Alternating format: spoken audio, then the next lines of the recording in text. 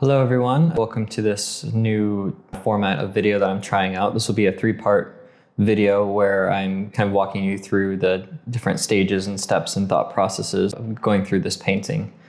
So I'm hoping to kind of, jam-pack it full of lots of interesting, useful things that I've kind of learned along the way through my years of painting and then how I'm applying it to this specific painting. The very first thing is I'm not working on a white canvas. I'm working on its tones. I'm using a Castle Earth from Natural Pigments, just like their tube paint as the imprimatura, or the layer that goes over the white canvas. And this is basically, so, as you can see, when I'm drawing with the paintbrush, just focusing on design, placement, and just kind of massing in these like biggest values, I can do it both constructively or like by darkening things, and then I can also do it by lightening things as well. If you have a white canvas, everything you do is darkening it. You can't beat the brilliance of the white canvas. And so this basically like immediately kind of puts me in that middle range where then I can basically doubles my tools that I have for drawing, because now I can go dark all the way to like a brilliant white. So it just gives me more range.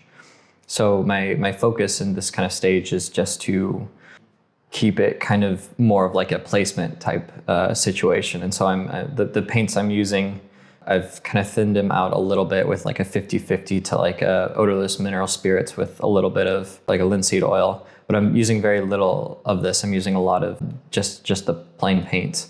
I'm using hog hair bristle brushes and really like applying it thinly. These brushes are kind of rough. When you do the first pass on the canvas, you're going to have that imprimatura, that kind of layer underneath. Because as you can see, there's so many things wrong in this painting to begin with. But my process is to just kind of get things on the canvas and then always just kind of moving one step forward, at least one step forward, or at least that's the goal. I know there are other artists and even historical painters, just amazing that we're able to like transfer something onto the canvas and then you would stay very rigid to that kind of framework. This was very frequent during like the Renaissance times, where you would have like gold leaf and like gilding like on the actual painting, because you want to know exactly where to put the gold before you start the painting, because you don't want to paint on top of that gold. So you have to have like everything worked out prior to starting the painting.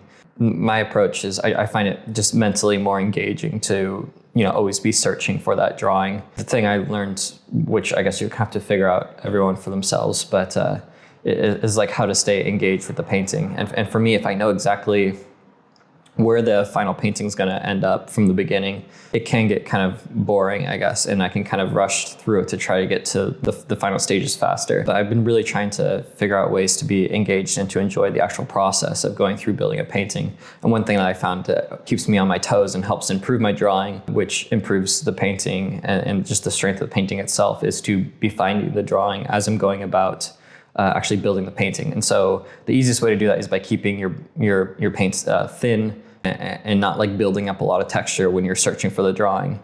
This first layer, as I'm just blocking things down, and then as I'm going through the drapering, just kind of finding a bit more of the form and softening things. I'm using a fan brush to keep things soft, applying paint, and you'll see more in the later stages, but in here as well, there's like these like little kind of dots on the canvas, and that's from me basically like using a palette knife and scraping away at the paint. So I'm trying to keep it very thin until I know for certain this is where I want it to be. And so in this stage, I'm thinking about making maybe, since I have it all blocked in, maybe 0.5 centimeter to centimeter type decisions. So I'm making still very extreme, harsh decisions change things. But then as I start building up more and more, I'm going to be like making, 1/4 centimeters, millimeters to just like hairline changes. And so I think that's a good way to think of it. So like kind of going big into smaller things, and then also starting like very thin. And then as you become more confident with how things are, you can start finessing the brush strokes and building more impasto and having more variety in things. You would think an expert in something that whoever is an expert in whatever it is, let's say figure drawing for an example, that their brain is highly activated in all these areas when they're doing a figure drawing, compared to a beginner who's just learning to do live drawing with the figure for the first time. But what they've actually found, that people that are experts in specific domain fields, their brains are actually much quieter because they've already built this connection, and so they don't need all these areas firing all at once. Your brain's already formed, this is the exact pathway I need to do it. And so what you find is that your brain will actually become more autonomous doing these things. And so that allows you to focus your attention on these more nuanced things. And so that's why like my training was so focused on drawing and like blocking in these things, so that became so second nature. The whole purpose of like a kind of more formal academic training is to have so much technical skills that you don't have to think about the technique, the actual like technical, proportion things. It just comes. You can focus on the more higher order thinking of building a painting, the why, finessing things a bit more, and using the techniques in order to strengthen your the specific storyline of the painting. That being said, I try not to focus on juggling too many things at once, because if your brain is firing in all these different directions of trying to focus on like drawing, proportion, color, edge, value, color, temperature, harmony, the actual like storyline behind it, composition, all these things, you're going to drop like multiple balls that you're juggling. And so that'll be problematic. And so especially when I'm like in the early stages, I'm trying to really focus on the most important things, which in this would be like the drawing, capturing a likeness. The colors that I'm using for the skin, the background, the white, I'm just mixing up a pre-mixed, very simplified, just kind of generic color. And so the idea is it's like skin tone, but it's not like the exact skin tone. But the goal is every time I go back to that, I'm slowly pushing that skin tone into the nuanced, unique, very specific skin tone that I'm going for. And the same with the background and the white. I'm just starting with maybe 3 or 4 kind of pre-mixed colors that are roughly in the direction that I want to go. And I'm just focusing on the drawing and proportions and trying to get these like big things to work. You'll see like me add more details, and then the details will go away. And I do this all the time. And it's super helpful for me, because it's very easy to think like, okay, maybe the eye sockets are kind of working. But then you put in the pupils and it's like, okay, no, this whole thing wasn't working at all. And so then I can go back and try to get to work, kind of like brush out the extra information and kind of hone back in, knowing that, how it's going to read when there's more details, that it's not going to work. And so I'm constantly doing that with every area, like a push and pull type dynamic, where I'm adding more information and then always going back and simplifying it and trying to give the priority to the largest structure. When I'm starting like thinly and kind of trying to build the initial like proportion, I'm starting thin, trying to get everything to work right. And then when I feel like things are starting to move more or less the right direction, I can kind of apply paint a bit more solidly. And then on top of those layers, which you'll see in the later videos, I'm going to be like working thinly again and kind of glazing on top of that. And so I'm letting that structure that's underneath kind of shine through. And so trying to preserve that structure so it doesn't get broken up and kind of piecemeally and mosaic, like too much of like a mosaic.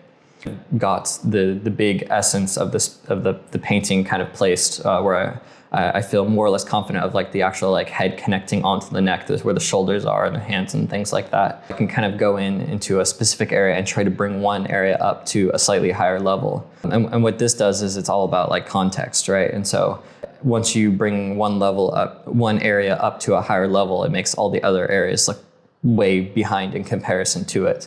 And so this is a nice strategy to be very actively pushing your painting forward. Like one strategy I kind of implore is like not zooming in, but kind of focusing on one area and trying to get it to work more. I'm still not thinking about like colors at all, really. I'm thinking about like edges, drawing, and then really like basic values, just like what's light and what's shadow, basically. So very binary with the lights. And I'm very aware that this is not at all the likeness what I'm going for. I'm just always kind of chipping at it to just kind of push it slowly more in that right direction. But it's interesting to see like with these time lapses, more than just like finished incremental stages that you would see like posted on Instagram or something like that. But with these time lapses, you can see all these really awkward stages in between. And I'm only showing you this because I know what the final outcome is going to be. And so I know I'm at least relatively happy with how it came out. But this is my process, is these paintings look terrible. Every painting I've done have had terrible, these in-between stages. It's never that clear, but it's always, I think if you always have the goal to be, pushing it forward and also setting up the painting in an ideal situation when you return to it the next day. And so you're always painting for that next day, not trying to do like the little easy kind of finessey things, but what would yourself tomorrow be most thankful that you kind of got resolved today? If you're able to troubleshoot, this works very well, because the hierarchy of troubleshooting is, if you're struggling with the colors, which is like the most superficial thing, you can tweak those super easily. If you're struggling with colors, then go back to temperature. Like, is it too warm? Is it too cool? Start playing with these type of ideas. If you're struggling with temperature, trying to get things to like sit on the form right, go back to value, which is even more fundamental and important. Maybe it's appearing too warm or too cool because the values are off. And then if you're struggling with the values, maybe it's the edges. You're not able to turn the form with the values because your edges are all whack. And then if you're having struggle with the edges, maybe it's the drawing that's all whack. So it's, whatever you're struggling with, oftentimes it's the context around it equally to the actual thing you're struggling with. And so one thing that helps is to, plop yourself out of the mindset of whatever it is you're trying to resolve and going one step more fundamental to the more, quote unquote important thing, or to the thing, which with my work, it's the drawing. And I think that's a pretty universal thing for like representational natural, for figurative based painting. I think for most people that would be pretty fundamental, but obviously, whatever. As I'm kind of going around to these different areas, like working on the hands, I'm kind of laying down these like patches of colors. And one thing with that I'm still trying to figure out, but I've observed this from looking at a lot of, masterfully done hands at the museums here in Florence, is that so often the interior of the hands are very compressed, are very, there's not a whole lot of contrast often with the interior of the hand. It's the actual like contours, the drawing of the hand, when executed correctly, looks so masterful and so naturalistic. So much of overlaps. Overlaps are so important with the hands, and the actual like contours of the hands. If you get those working to sub-millimeter accuracy of like exactly how these bony points versus insertion of like the different planes of like the wrists to the hands to the forearms. If you get these like these few little points, but drawn and related to each other in such a strong way, the interior of the actual like hands can be compressed quite a lot, and it can read unbelievably strong and naturalistic. So easy to get into like being into the hands, and there's so complicated and there's so much nuance to it to like pull out so much contrast in the hands, because you're trying to like articulate all these things, and you're using like a full value range in a part of the painting that's not the focal point. It looks very like reactionary more than like something that's thought out and processed. Because I think that's another thing that's really differentiates between someone who's reacting and just making a painting versus somebody that you can tell like is processing it internally. Like what I love so much about paintings can vary so much in actual like execution and subject matter is paintings that you can tell that the artist, every single mark, this whole conception from the very first marks to the end was these ideas and images coming into his mind and being processed in some way and then excreted out onto the canvas. And you can see like medieval and like very, very early Renaissance paintings where technically it's very simple. Like there's this, I forget who the artist was, but there's this amazing depiction of like Saint Francis.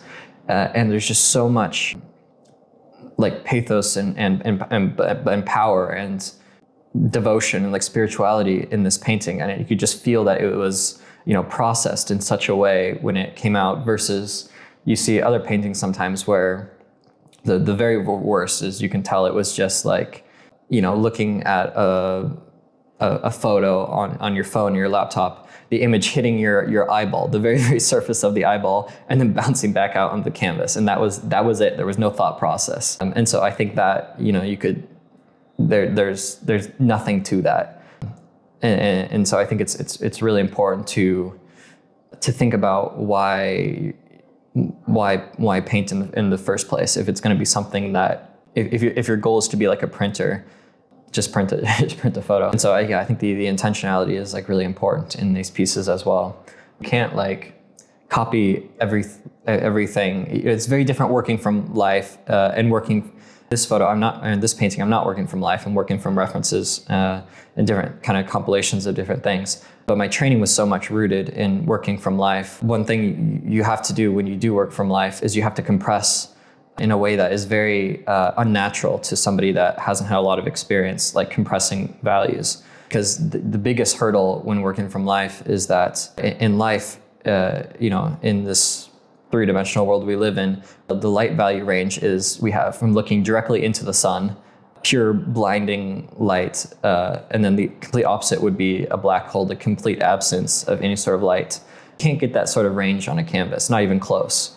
And so if you take, if you're using like the most whitest white, like a titanium white, and you hold it up to the sun, it's not like radiating light that will make you blind if you look at it. So there's so much compression that has to be done, which basically means in order to give like the illusion of something being naturalistic to being 3D, you have to basically take all these shadow ranges, which are infinitesimally nuanced that the human eye can perceive in reality. We have to compress these down in a way that groups them all together so that it gives the overall impression of the shadow, even though it doesn't have the nuances of every slight variation of it.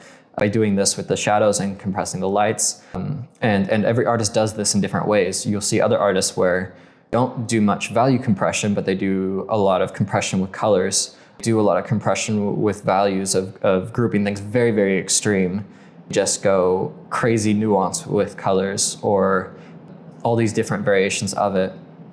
But it's very interesting to see like the different ways that people can interpret the phenomenon of light. I think that's an interesting point to make as well. Like the idea of like, what's your style, or you gotta find a style essentially. My personal belief in that is that you shouldn't be like actively searching for something as superficial as the way you paint. You should be focused on, what you find interested in learning about in painting that doesn't have a rational reason why. If you really trace it back, like a lot of these ideas that I'm exploring and thinking about, they existed in oftentimes different ways, sometimes very similar ways when I was really little. And I have no idea where those came from. And I think those are just my subjective view of the world and my little sliver of this more encompassing personal calling, I guess, to explore these certain ideas. And so I think just that in and of itself, exploring those things, and then like what I was saying with the way you understand the world and group lights and darks, like all these nuanced things, like you don't have to be consciously aware of a style for a style to evolve if you're truly just trying to understand what's going on, what your calling is in the world that own way. You're going to have your style naturally evolve that way.